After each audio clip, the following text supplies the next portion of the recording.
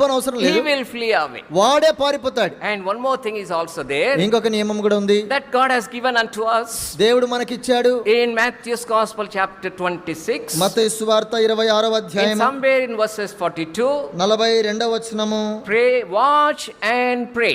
మెలకువగా ఉండి ప్రార్థించుడి. Probably these are the things that are very tough things for you. కాబట్టి మీరు చేయటానికి కొరకై ఇవి బహుశా కొంచెం కష్టంగా అనిపించవచ్చు. Put them into practice. అయితే దానిని మనం అలవాటు చేసుకోవాలి. You are listening to them again and again, మీరు తిరిగి బహుశా వింటూ ఉన్నారేమో, but you are not able to do that. అయితే దాన్ని చేయలేకపోతున్నారు. But one thing definitely you can do, అయితే ఒక్క సంగతి ఖచ్చితంగా చేయగలరు. that when it is in the form of thought, అది తలంపు రూపంలో ఉండగానే now you can stop it అక్కడే మీరు దానిని ఆపివేయగలరు. before it become a action. అది క్రియగా మారే లోపలే ఆపేయాలి. Actually these temptations, వాస్తవానికి శోధన, as I have said, ఇంతకుముందు చెప్పినట్లుగా, it is not actually a sin if you are